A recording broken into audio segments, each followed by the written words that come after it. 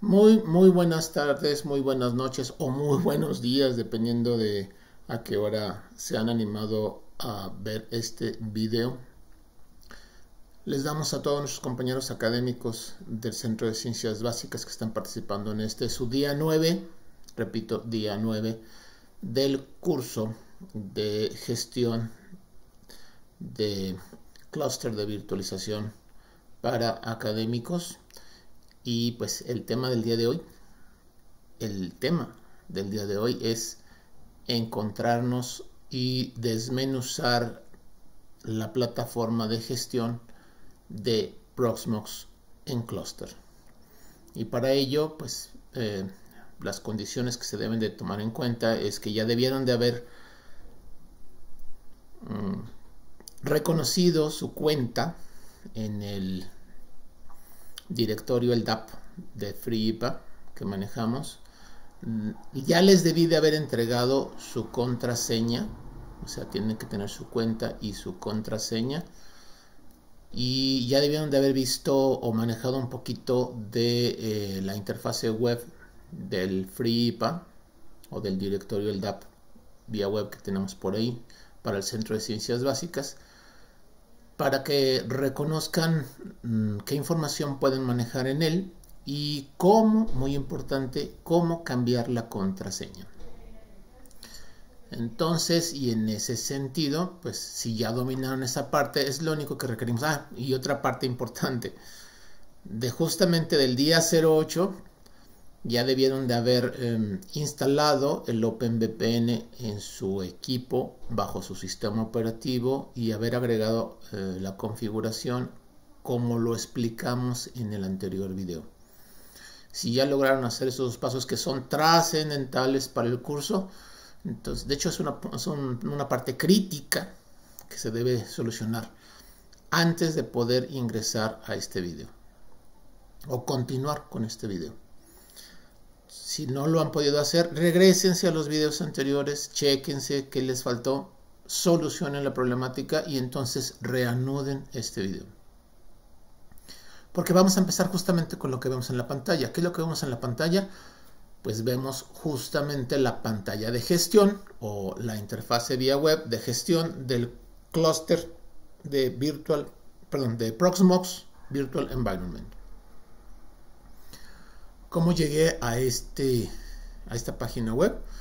Primero me conecté a la VPN, o sea, utilicé el cliente de VPN, de OpenVPN, el OpenVPN Connect, para poder trabajar. En mi caso yo uso Linux, por lo tanto es muy sencillo trabajar con el OpenVPN para Linux. Viene ya como servidor y viene como cliente, entonces nada más le puse los archivos de configuración en el directorio que debe de estar, que es el directorio donde debe estar la información del cliente. Le dije a la interfase de red que utilizara la VPN. Me dijo, ¿dónde están los archivos? Dije, aquí están. Dijo, ¿quieres que me conecte? Sí, y me conecté. Un trabajo manual más específico, pero una vez que ya se realiza, la conexión se da de forma natural. De hecho, ya tengo una dirección interna y una conexión hacia el equipo donde se encuentra el servidor de OpenVPN.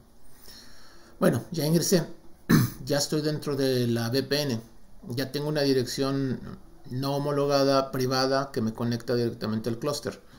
¿Qué uso? Uso un navegador y en el navegador escribo https://10.10.10, que es la subred privada dentro de la Universidad Autónoma de Aguascalientes que vamos a usar, y luego cualquier número entre el 1 y el 12. En este caso yo estoy conectado al 12, al nodo número 12, 2.8006 o 2.8006, que es el puerto donde se conecta la interfaz web. Una vez que escribo eso, lo demás se va a autocompletar, no pasa nada, no tengo que escribirlo yo. Me va a aparecer, primero me va a aparecer aquella vieja página de, hey, no me puedo conectar aquí porque tienes problemas con el certificado. El certificado no es un certificado válido. ¿Qué quieres que haga con ello? Es seleccionar la opción de avanzar o avanzado y ahí decirle que sí queremos validar la conexión. Como yo había hecho esto en el navegador y nada más se hace una vez en un equipo y en un navegador específico, si cambian de navegador vuelve a aparecer, pues entonces ya tenía ahí registrado que sí habíamos validado esto y ya me conecté directamente a la página. ¿Qué tengo en esta página? Tengo el fondo del ambiente y la ventanita de conexión. Importante o elementos importantes que deben ser tomados en cuenta. El primero aquí es el idioma. De hecho, yo seleccioné aquí en idioma el español. Y una vez que definí español, se volvió a regenerar esta cajita. Y ahora me dice, ok, ¿qué cuenta vas a usar? Voy a usar la cuenta que tengo definido en el directorio del Centro de Ciencias Básicas. Le voy a poner la contraseña y le voy a deseleccionar aquí que quiero utilizar el directorio del Centro de Ciencias Básicas, el IDS del CCBAS.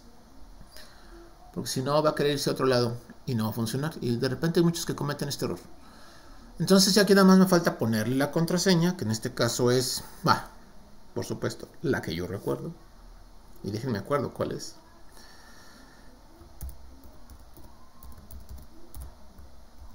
Listo, ya la escribí. Entonces me dice login. Me avisa, ¿no me has pagado la licencia? No, no se la he pagado, ni se la voy a pagar. Entonces no me dice, oye, ¿no tienes suscripción? No, no la tengo. No pasa nada. Sigo trabajando. Y ahora sí, ¿qué tengo aquí, señores? ¡Wow! Pues tengo algo muy bonito. Tengo la parte correspondiente de la interfaz de gestión de todo un clúster de 12 nodos. ¿Qué tengo aquí? Pues tengo todo el ambiente de trabajo. El ambiente de trabajo está dividido en 4 secciones muy particulares. La más pequeña de todas es el encabezado. Perdón. La cuarta es el encabezado. ¿Tengo agua? Sí, tengo poquita agua.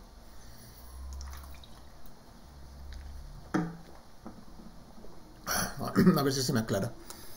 Quisiera fuera tequila, pero no. En horas de trabajo no. Entonces tenemos por ahí 4 áreas. La primera es el encabezado. El encabezado se encuentra aquí. La primerita línea que se encuentra ahí. ¿Qué tengo aquí? El identificador. El identificador es Proxmox, Virtual Environment y la versión que tengo instalada. Yo empecé a instalar Proxmox desde la versión 4. Ya van en la versión 8.2.4 y lo he visto crecer y lo he visto mejorar enormemente. Es una experiencia ver cómo las cosas crecen y crecen para mejorar. Es como si fuera un hijo, pero no es cierto, no es un hijo, lo sé. Una vez que vemos aquí ya la versión, luego viene aquí buscar. Buscar es algo en particular que ustedes quieren hacer como un atajo y decir, necesito esto. Ok, busco y les dice en qué elementos pueden encontrar eso que están buscando. A la derecha tenemos documentación, es un botón.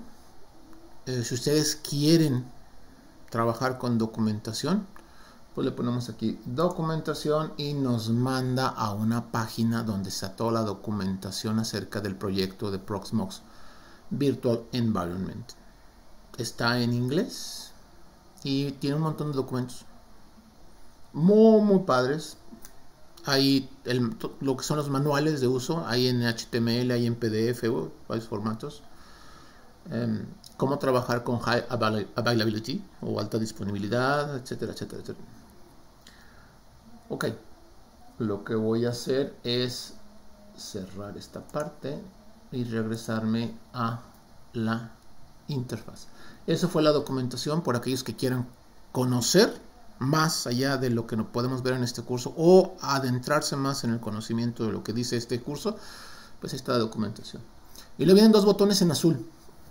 Bueno, si no tienen el permiso correspondiente, que al momento de que van a iniciar todavía no tienen permisos, ustedes van a entrar como usuarios generales. Y ahorita vamos a ver lo de los permisos. pues van a aparecer aquí en gris. Pero los que tenemos activados los botones, el primero es crear máquina virtual, creación de virtual machine. A través de este botón vamos a ingresar en el formulario para la configuración y especificación de una nueva máquina virtual, una que no existe o que todavía no exista. Y si yo pongo crear máquina virtual, aquí está todos los elementos que vamos a trabajar para la creación de una máquina virtual, que por cierto ahorita no me interesa porque no es parte del temario del día de hoy. Ese temario lo vamos a ver aproximadamente el lunes. Aparte de crear máquinas virtuales, o el botón de crear máquinas virtuales, está el botón de crear contenedores, Linux containers. Y entonces aquí también tiene sus correspondientes, que tampoco veremos ahorita, sino hasta que veamos el video correspondiente, que exclusivamente va a tratar acerca de estos dos botones. Y por último está el botón del usuario que se registró a través del control de acceso. En este caso soy yo y aparece mi nombre. Pero más que un botón, que sí lo es un menú. Entonces si yo pulso el botón, me va a dar las opciones que tengo como usuario. Está mi configuración personal, la gestión de la contraseña. Si hay dos factores, two-factor authentication, si está activada, pues es como configuro mi autentificación de dos factores. Tema de colores o colores para el tema, que hay dos, oscuros y claros. Y el idioma, o sea, en qué idioma quieren que aparezca la interfase. Y es multidioma, entonces pueden hacer varios. La última opción es la de, ok, ya terminé. Yo como tal usuario, no significa que la plataforma deje de funcionar, sino significa me desconecto del control de acceso y libero la interfaz. Está el desconectar. No lo voy a hacer ahorita porque eso lo voy a hacer hasta el final de la explicación del día de hoy. Ok, eso fue el encabezado, señores. Dirían, está muy sencillo. Sí, es muy intuitivo. Lo más importante lo vamos a encontrar ahí. Sin embargo, aparte de lo que es el encabezado, tenemos por ahí lo que es el bloque izquierdo, y es esta parte de aquí. Esta parte de aquí en el bloque izquierdo es un área de manejo de elementos principales. ¿Cuáles son los elementos principales? Aquí me los enlista. De entrada, como ya lo tengo en clúster, el elemento principal que engloba todo es la definición del clúster. Aparte aquí está un pequeño menú para trabajar, que es vista por servidor, vista por carpetas, vista por conjuntos, etcétera, etcétera, etcétera. La tengo a vista por servidor, ustedes por nodo. Entonces, lo primero que tengo es el centro de datos. Notarán que cada que selecciono alguno de los elementos, lo que va a pasar es que en otro bloque, que es el bloque central, se va a reconstruir toda la información. Entonces, cada elemento en el bloque izquierdo me modifica de forma importante lo que puedo manejar en el bloque central. En este caso, ahorita estoy apuntando el centro de datos. Y abajo, bueno, del clúster, reconocido como el centro de datos. Y luego viene el nombre. En este caso, todo el clúster, este clúster que manejamos se llama CCBus Redes. Entonces, CCBus Redes, así se llama el clúster. Está compuesto de 12 nodos. Cada nodo es un equipo diferente que fue enlazado al clúster. Entonces, tengo aquí la referencia al clúster como agrupamiento de los 12 nodos y luego tengo referencia a cada uno.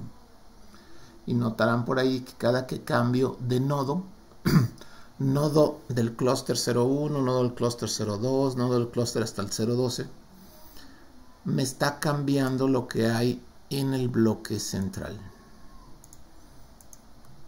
Entonces hay muchísimos elementos que puedo trabajar, pero no nada más los puedo manejar así. Aquí hay una flechita pequeña que me dice ábreme y enlístame los subelementos de este elemento particular. Ok, si yo abro el nodo 01 o el nodo del clúster 01, voy a tener varios elementos, subelementos enlistados. La primera categoría de subelementos son las máquinas virtuales que han sido creadas y que están siendo gestionadas y que pueden ser utilizadas por el usuario. En su caso, y mientras no tengan permisos, les va a aparecer el nodo. Pero como no tienen accesos a las máquinas virtuales, van a aparecer 0 máquinas virtuales. Y probablemente lo siguiente es una plantilla, que es una máquina virtual que alguien alguna vez, en algún momento, ya creó y la transformó en plantilla, que significa a partir de lo que tiene esta máquina, se pueden replicar nuevas máquinas virtuales. Entonces, probablemente les aparezca, no estoy seguro, pero lo más seguro es que no les aparezca ninguna de las máquinas virtuales porque no tienen acceso a las máquinas virtuales creadas ni a las plantillas. Lo que sí les puede aparecer es la definición de la red, que es el tercer elemento que debe aparecer, las redes definidas para ese nodo en particular, o sea, sobre qué redes trabaja. Les recuerdo que tenemos 3 niveles en la virtualización: procesamiento, almacenamiento y redes.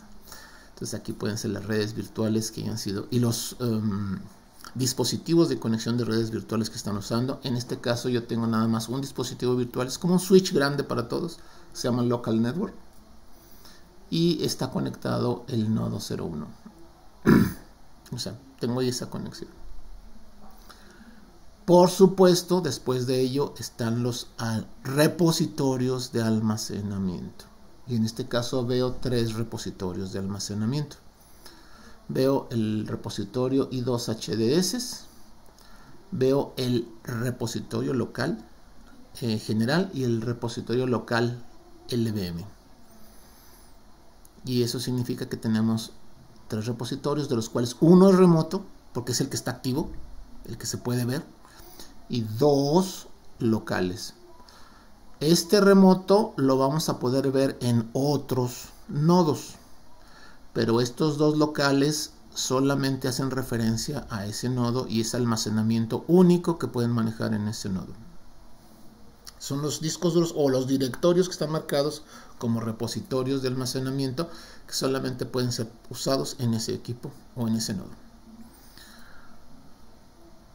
Si yo selecciono cada uno de ellos, nuevamente mi bloque central se reconstruye con nuevos elementos de información. Si yo checo la plantilla, cambia. Si yo checo la red, cambia. Si yo checo el almacenamiento, cambia. Entonces vamos a ver qué elementos son cuando hacen esos cambios. ¿Ok? Y eso significa que esto se va a repetir por cada uno de los nodos. Por ejemplo, si tomo ahorita aquí el nodo 10, dice, ¿sabes qué? Esto es lo que hay. Hay 4 máquinas virtuales, una red que es la misma para todos ahorita, es la Local Network, y 3 repositorios de almacenamiento. Uno remoto y 2 locales. Caso curioso es el nodo 11, que fue en el cual fue el último que dimos de alta. Ese se había quemado y lo repusimos a través de un intercambio con otro equipo de misma marca, mismas características, nada más no misma memoria, le tuvimos que ampliar la memoria, pero ya trae sus 24 GB de RAM. Y aquí no aparecen máquinas virtuales. ¿Por qué? Porque como fue el último nodo, no agregamos máquinas virtuales. Entonces está vacío. Este sí, en particular está vacío. No es que, a diferencia de los demás, que no ven ninguna máquina virtual aunque existan, aquí no ven ninguna máquina virtual porque no existen. Y por último, el nodo 12, donde aquí sí tenemos varias máquinas virtuales y hay varios, bueno, está la red y están los repositorios de almacenamiento. Ok, si ya entendimos toda esta parte de todos y cada uno de los nodos de procesamiento, ¿de qué se encargan los nodos de procesamiento? De centralizar las máquinas virtuales y permitir que sus recursos de procesamiento y de memoria sean usados para la ejecución de la máquina virtual. Y el almacenamiento, eso va a depender. Si utilizamos el almacenamiento local, entonces usamos el almacenamiento de ese nodo. Si usamos un almacenamiento remoto, le damos chance de que el almacenamiento para las máquinas virtuales se encuentren en otros equipos. ¿Dónde? Donde estén los almacenamientos remotos. Esa una pregunta no es relevante para el caso. Ok, vámonos a lo importante. Vámonos a los elementos del centro de datos o del clúster. ¿Qué tenemos en el centro de datos en el clúster? Pues tenemos varios elementos de información. Lo que me interesa ahorita es englobar qué tipos. Si yo agrego centro de datos, toda la parte del centro, todo el bloque central se reconstruye y se subdivide en dos partes: los menús del elemento, los menús del subelemento o del elemento, en este caso es del clúster, con cada una de las opciones que tiene, y el área de información. Los elementos que podemos trabajar en el menú son buscar, y aquí me dice, aquí tengo lo que quiero escribir para buscar, pero me dice todo lo que hay. De hecho, me dice que tenemos 12 nodos y que tenemos un listado muy grande de máquinas virtuales y de local networks o conexiones para la local network. Cada una corresponde a uno de los nodos, y todos los storage que hay. O sea, todos los repositorios de almacenamiento. Pero todo esto se presenta como una tabla. Como una tabla de información en donde lo que tengo son columnas y valores para cada columna. Y dentro de cada columna tenemos múltiples otras columnas asociadas con datos referentes a cada fila. Por ejemplo, en el caso en la primera fila tenemos el primer elemento, que es nodo, es un nodo, el nombre, en este caso, el uso, porcentaje de uso, en procesamiento, en memoria, acá está, perdón, CPU, este es el porcentaje general, tiempo de uso o tiempo de procesamiento estimado, uso de varias cosas, inclusive manejo de etiquetas. Etiquetas simplemente son textos asociados a cada uno de los nodos. ¿Se entendió el primer elemento, que es buscar? Puedo elegir otra opción en el menú, en el submenú, pues, podríamos decirlo. El resumen. Y en el resumen me dice, oye, dame un resumen de todo el clúster, absolutamente todo. Y me dice, ok, el clúster dice que está con quórum. Quórum significa que al menos más de la mitad, bueno, la mitad más uno, de los nodos está trabajando. Entonces decimos que podemos tener un quórum. Si no existe, quórum significa que puede estar funcional. Si no detecta esta regla, puede detectar que el clúster está comprometido y que no deberíamos de estar trabajando así. De hecho, me dice que el clúster está funcional, que tengo 12 nodos en línea y tengo 0 nodos desconectados, que dentro de este clúster tengo ejecutándose 0 máquinas virtuales y 46 están detenidas. No tengo ahorita ninguna intención de tener máquinas virtuales encendidas. Y una plantilla. Entonces, aparte de las máquinas virtuales, aquí tenemos los contenedores. Tenemos 0 contenedores ejecutándose con 0 parados. No tenemos activados contenedores. Y luego me dice, en recursos, ¿cómo anda el clúster? Pues en recursos tenemos 48 CPUs. Ya vimos por qué son 48. 12 por 4, 48 CPUs. No tenemos hilos de procesamiento. Tenemos todo directamente núcleos. Y así es como se ven. Y luego viene en memoria. Me hace la suma de 24 por 12. más o menos, un poquito menos. Y me dice que estoy usando 16.35 gigabytes, que es lo que usan las bases de Proxmox, o sea, el sistema operativo y las librerías y los servicios auxiliares. Eso es lo que están usando en todo el clúster, porque no tengo ninguna máquina encendida. Conforme voy encendiendo máquinas, se va ocupando más memoria. Entonces me dice que ahorita estoy utilizando el 6%. Eso significa que del total de memoria, de la que tengo ahorita, el porcentaje de uso del sistema Proxmox es el 6%. Por supuesto que si incremento la memoria, este porcentaje va a disminuir.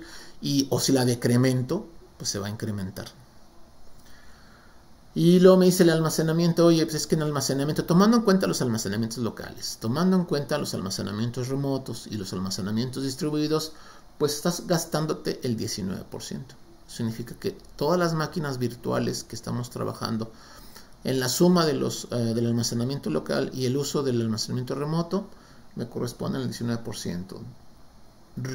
Reconoce 6.04 terabytes, que es la suma de todos. Y de eso me dice que estoy usando 1.12 terabytes, principalmente en discos duros e imágenes ISOs para hacer instalaciones. Y luego viene aquí, estos son bloques de información, estos son bloques. Entonces, toda el área del bloque central tiene sus propios bloques de información. Salud, los huéspedes, los recursos y los nodos. Y aquí viene un desglose, una tabla, en donde me dice qué es lo que está pasando en cada nodo. Al final me dice, oye, pues es que yo también gano dinero por suscripciones.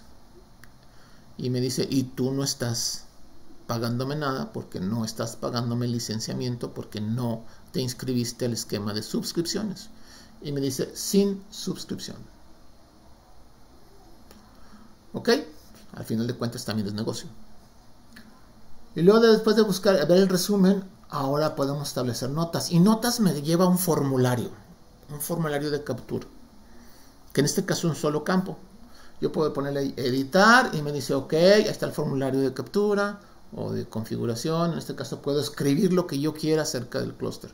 Puedo hacer una descripción, un funcionamiento, objetivos, lo que yo quiera poner ahí, lo puedo trabajar. Y algo bien curioso, estos formularios generalmente activan botones solo y exclusivamente si hacen modificaciones. Si no se hace ninguna modificación, la única opción de cerrar es a través del pequeño circulito de tachita que hay aquí. Es importante en el manejo porque de repente dicen, ¿cómo me salgo de aquí? ¿Qué hago? Si no hacen ninguna modificación, lo único que pueden hacer es tachar. Si hacen una modificación, entonces se abren los botones. Bueno, esa fue la nota. Y luego viene el clúster, que es una tabla descriptiva del clúster. Me dice qué nodos hay, qué identificador tienen, cuántos votos asumen. Como es un esquema democrático para saber si pueden funcionar o no, se establecen votos. De 12, estaríamos hablando de 6 la mitad, más 1, 7 para que sea válido. Y luego aquí vienen las direcciones IP de cada uno de los nodos. Pero esa es la tabla descriptiva. Si yo quiero agregar más nodos, necesito información y esa información está aquí. Esto que ven aquí es la información que hace referencia a el crecimiento del clúster. Eso significa que si yo quiero un nuevo nodo, el nuevo nodo va a tener este mismo, en su interfase web nada más va a tener un solo nodo, trabajando con un solo nodo. Pero una opción ahí que dice que quiere juntarse con un clúster. Entonces yo copio la información de aquí y esa información que ya fue copiada al portapapeles de este equipo, me voy a otra interfase web, le digo quiero trabajar con el clúster y me dice dame la configuración que ya copiaste del otro lado, la agrego y luego me dice ok, dame el usuario administrador y la contraseña para que le pida permiso a eso de poder entrar.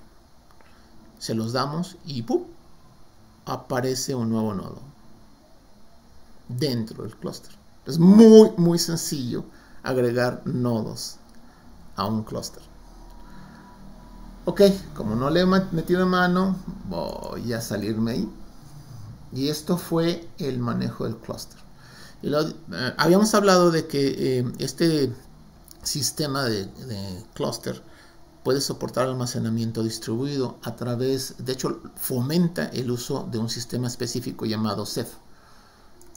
Ceph permite que en un nodo con suficiente poder de almacenamiento se pueda trabajar con espacios excedentes bastante grandes para poder compartirlos en un solo almacenamiento distribuido. O sea, cada nodo comparte una parte de su almacenamiento y se genera un solo espacio común a través de Ceph. Si cada uno tuviera 1 giga y tuviéramos 12, en teoría tendríamos 12 gigas o un espacio de 12 gigas distribuido en todos los nodos. Más sin embargo, y debido a ciertas reglas de duplicidad, no voy a tener los 12. A lo mejor voy a tener poquito más de 6 o quizás hasta 8, dependiendo de cuántos nodos y cómo distribuya la replicación. Y es genial. Es genial porque es almacenamiento seguro. Se asegura de que la información permanezca aún y a pesar de que alguno de los nodos deje de funcionar. Bueno, Ceph no lo tengo yo activado. ¿Por qué? Pues porque no tengo discos duros grandes. Nuestros discos son de 500 gigas y apenas sirven para trabajar con las máquinas virtuales locales. Aparte, Ceph, si quisiera activarlo, necesitaría tener 2 redes. Y cada nodo debe tener 2 tarjetas de red. Una para las máquinas virtuales y otra para el almacenamiento Ceph. O sea, necesitamos otro switcher en el cual conectaríamos a la segunda tarjeta de red con una configuración que solamente los clústeres, bueno, el clúster pudiera manejar, que no saliera de este clúster, y ahí se especificarían todas las características del Ceph. Funciona padrísimo y es muy rápido sin pegarle a la red de procesamiento. Pero eso necesitaríamos mejores condiciones para poderlo activar. Y luego viene por ahí opciones generales del clúster, y algunas de ellas se pueden editar, otras no. Por ejemplo, aquí está ¿sí? Etcétera, etcétera, etcétera, etcétera. Y luego vienen, muy importante, los repositorios de almacenamiento. Esto lo vamos a tener que analizar por separado. Los repositorios de almacenamiento son algunos elementos que podemos dar de alta, podemos activar o desactivar, pero que hacen referencia a espacios de almacenamiento en equipos preparados exclusivamente para ellos. O sea, son equipos remotos con almacenamiento remoto. En este caso yo tengo definidos estos. De hecho, los ISOs de ALUX no están activados. Aquí me dice, es una tabla de información en donde me dice aquí qué elementos, de qué tipo, qué contenidos trabajan y con qué ruta o destino, y si está compartido o no, y si está activado o no.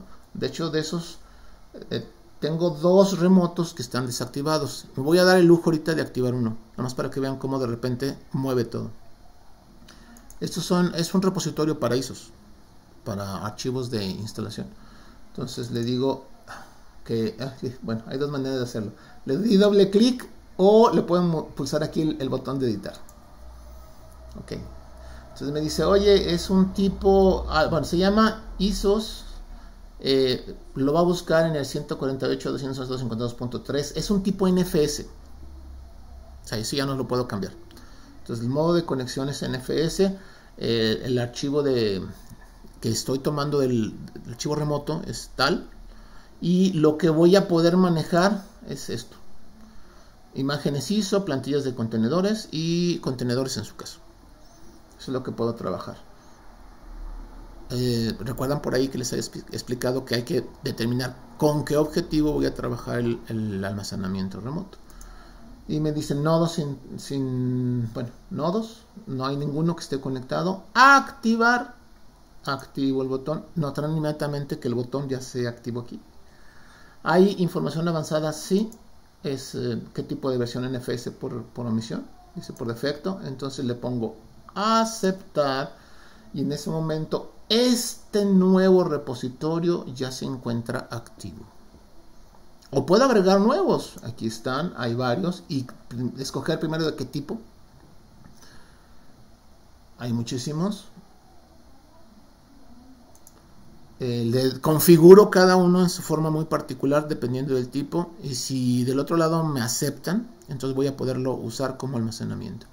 En este caso ya debo tener 2 repositorios. Es más, si me voy a un nodo aquí, me debe decir que ya está esto, los ISOs de Alux, y está también el de I2 HDS. Ya, se activó, y se activó en todos los nodos, ¿eh? Si yo voy al 12, aquí también está nuevamente. Ok, esta es la gestión del almacenamiento, los repositorios de almacenamiento que pueden ser locales, remotos y distribuidos. Y luego me voy a venir al siguiente, que son respaldos. Y en respaldos, señores, aquí puedo generar respaldos de cada una de las máquinas virtuales. De hecho, aquí puedo configurar cómo voy a trabajar los respaldos y dónde se van a almacenar, cosa muy importante. Un respaldo significa agarrar toda la máquina virtual o todo el nodo y hacer respaldo. ¿Y de dónde voy a guardar toda esa información? Pues en unidades de almacenamiento, en espacios de almacenamiento, en repositorios de almacenamiento que tengan muchos volúmenes. Mucho volumen. Y pues yo no tengo ese recurso, así que mejor no hago respaldos. Al fin de cuentas es un asunto académico. Si fuera una producción de esas que tiene que funcionar porque tiene que funcionar, necesito respaldos a fuerzas. Y luego viene la replicación, que es, ok, tengo un nodo, tengo una máquina virtual, pero quiero que esa máquina virtual se replique. Y aquí puedo manejar replicaciones. De hecho, puedo agregar replicaciones de máquinas virtuales. Y aquí me diría una tabla, eso sería una tabla donde me diría cuáles. No tengo máquinas virtuales replicadas. Y de aquí, siente que son los permisos, eso va a también ser un tema muy particular. De hecho, lo vamos a dejar para otro día. Lo que sí les puedo dar es que hay aquí en permisos, de hecho está toda la lista de permisos. Cada uno de ellos libera una actividad dentro del Proxmox y el clúster. Hay montones de permisos y sobre qué se aplican. Entonces tenemos realmente rutas, usuarios que se afectan, el rol que se tiene y si se propaga o no se propaga. Bueno, pero son los permisos. Importantísimo, los usuarios. Aquí está la lista de todos los usuarios. De hecho, podríamos buscarme como Guillermo Domínguez. Pero para eso, como es una lista muy grande, porque ya tenemos muchos usuarios aquí. Acá estoy yo. De hecho, ya está Francisco Gutiérrez, Guillermo Domínguez, Santiago Cortés, porque ellos ya entraron. O sea, ya utilizaron su cuenta del directorio, ya ingresaron y ya se pueden ver aquí. De hecho, inclusive con qué rol están trabajando. Bueno, con qué grupos y con qué permiso están trabajando. En el momento que cada uno de estos participantes del curso puedan entrar aquí, van a aparecer como usuarios. Y podemos trabajar con permisos para esos usuarios. Luego viene tokens de API, que vienen siendo APIs para desarrollo o APIs para conexión con software. Y luego vienen, si se especifican controles de acceso por 2 factores, para qué usuario, si está activado o no está activado, cuáles son. Y luego algo bien importante para trabajar aquí cuando trabajamos en clústeres, grupos o equipos de trabajo. Les explicaba yo por ahí que yo cada que les digo a los chavos van a trabajar pero por equipos, díganme el nombre del equipo y la lista de los miembros por IDs. ¿Por qué por IDs? Porque las cuentas de ellos van a trabajarse por IDs. Entonces, a través de eso, yo doy de alta los equipos de trabajo de los alumnos y le pongo un comentario de qué grupo y de qué carrera, qué grupo. Y ya nada más pongo la lista de los usuarios que están dentro de ese grupo. Y entonces puedo hacer permisos por usuario o puedo establecer permisos por grupos. Que es lo que hago. De hecho, tengo que empezar a dar de baja estos grupos porque pues estos ya son de semestres anteriores y adiós. Y luego vienen conjuntos o pools de recursos. Puedo asignar recurso por recurso o puedo asignar pools de recursos. Conjuntos de recursos. Y aquí se pueden crear. Y luego aquí vienen los diferentes roles y los permisos asociados. O sea, el sistema por omisión trae un conjunto de perfiles o roles. Y para cada perfil o rol, un conjunto de privilegios o permisos asociados. ¿Puedo generar nuevos roles o perfiles? Sí. Nada más tengo que especificar qué permisos o privilegios se van a asociar.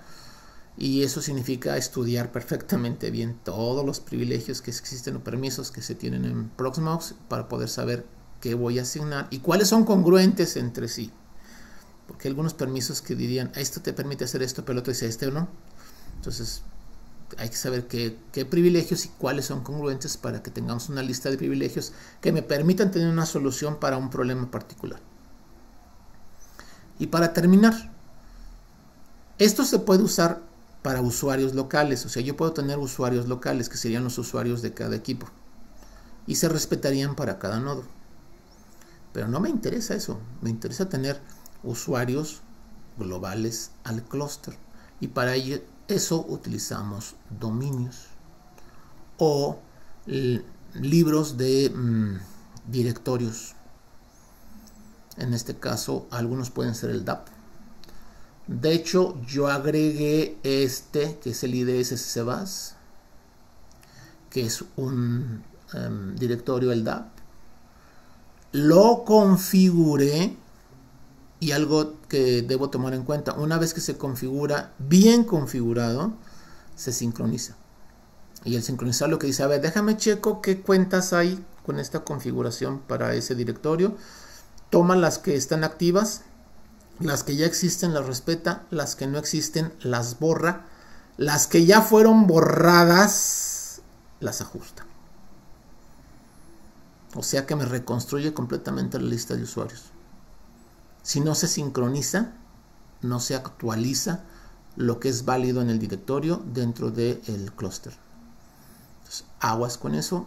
Yo generalmente tengo que estar, cada que hago un movimiento importante de listas de usuarios, tengo que sincronizarlo. Le digo, oye, vete al dominio, vete al que trabajamos y sincronízalo.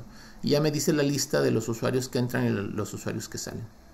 De hecho podemos hacerlo, pero déjenme le pongo aquí IDS-SSBus y sincronizar.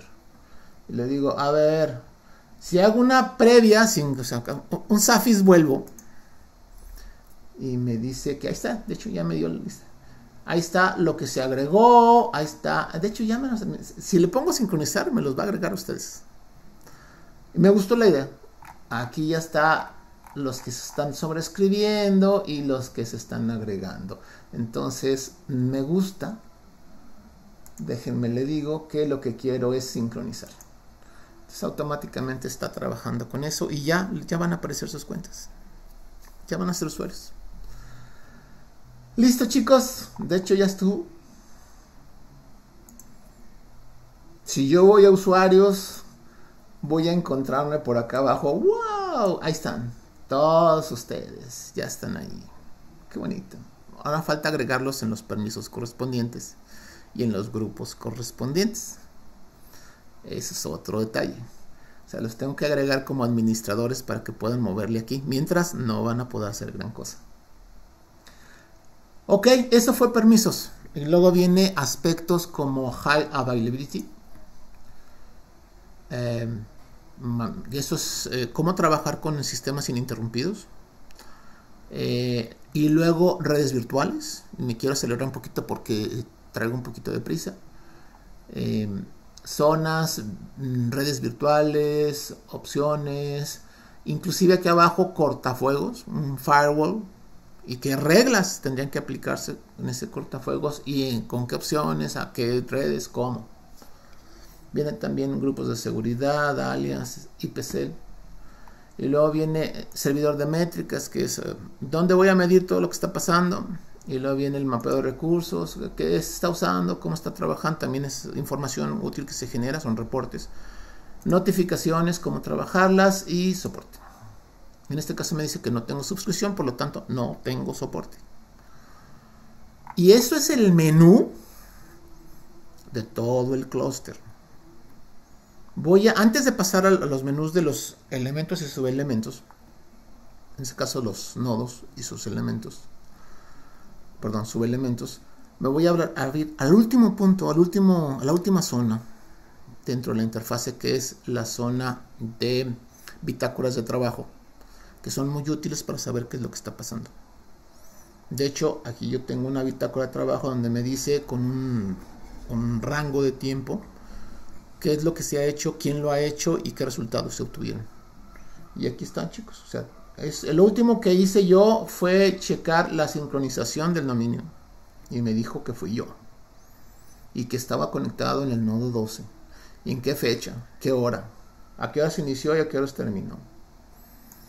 Pero me va a dar un buen rato de cosas. E inclusive me va a decir dónde hubo errores. Porque son cosas que se tienen que tomar en cuenta. O sea, es un sistema, no es perfecto. De repente queremos hacer algo y hay algo que lo impide y me dice, oye, sabes que no puedo hacerlo, chécalo, verifica qué onda. Entonces, esa fue la parte última de este trabajo, que es el bloque de bitácoras de trabajo, y son muy útiles para aspectos legales, inclusive dentro de las organizaciones. Rápidamente, señores, yo puedo agarrar un nodo y decirle quiero trabajar el nodo, y lo mismo, me va a regenerar todo con un menú específico para cada uno de los nodos. ¿Qué puedo hacer con los nodos? Puedo buscar, puedo establecer un resumen, puedo establecer notas, muy importante, puedo abrir una consola de trabajo. La consola simplemente es un shell. De hecho, estoy trabajando aquí en el shell. Me dice, ¿qué onda con el root y la contraseña para que puedas entrar? Muy bien. Puedo establecer elementos del sistema de ese nodo. De hecho, aquí me dice qué servicios son los que están activos.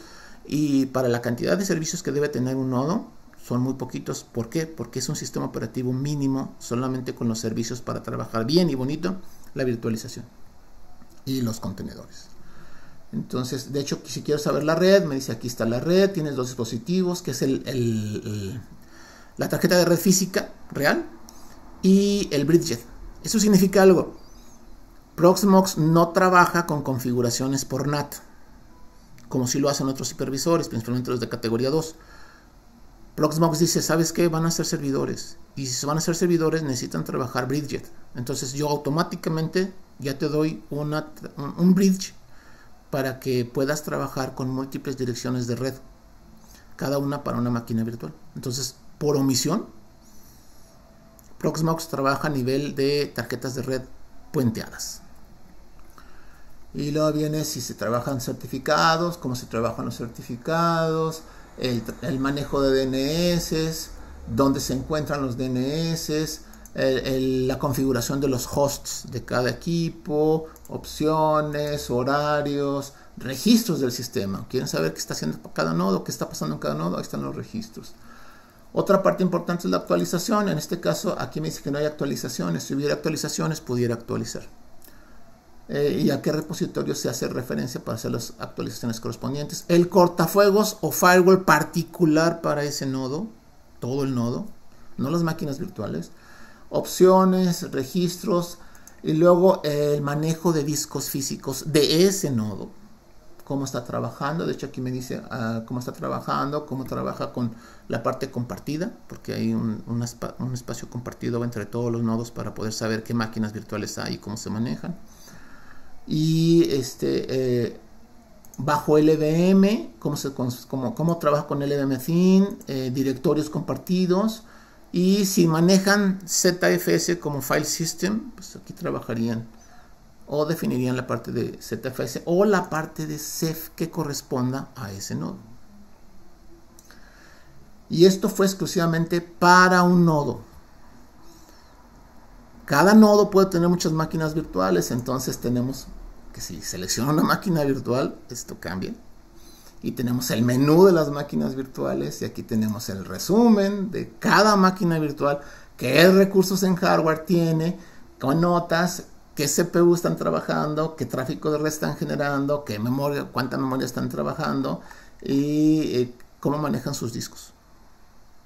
Son datos particulares a la máquina virtual, no al nodo. pero puedo trabajar también una consola directa a esa máquina virtual, que en este caso me dice que no está funcionando porque no está conectada, no está prendida.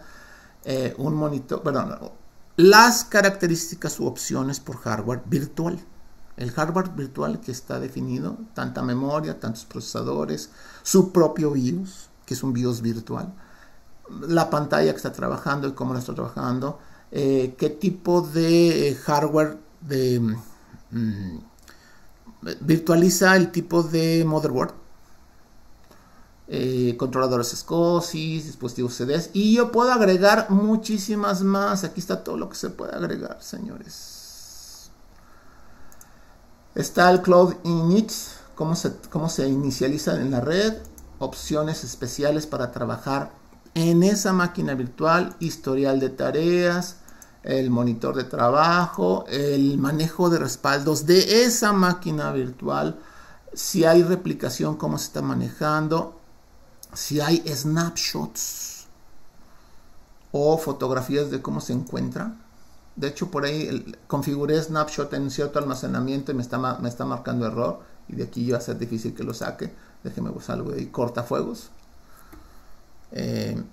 O sea, el firewall de esa máquina virtual en particular y los permisos. O sea, ¿quién tiene permisos para trabajar sobre esa máquina virtual? Y eso mismo funciona tanto a lo que es a nivel plantilla, a nivel red y a nivel administración. Muy bien, chicos. Creo que con eso tienen una idea muy clara de cómo se gestiona la parte de el ambiente de trabajo de un Proxmox y la cantidad de información que pueden trabajar basada en clúster. Aquí terminamos la sesión, pero vamos a continuar con otros elementos en las siguientes sesiones. Principalmente mañana continuamos con el manejo de esto. Yo esperaría que para el día de mañana ya pudieran al menos haber accedido, aunque no vean nada, ya puedan haber accedido a esta interfase de gestión del clúster. Yo me encargo el día de hoy de darlos de alta como administradores de sistemas, y pues en ese momento van a poder ver todo y modificar todo. Todo poder, todo gran poder tiene una gran responsabilidad. Entonces, con mucho cuidado, chicos, y nos vemos en la siguiente sesión. Tengan excelente mañana, tarde o noche. Bye.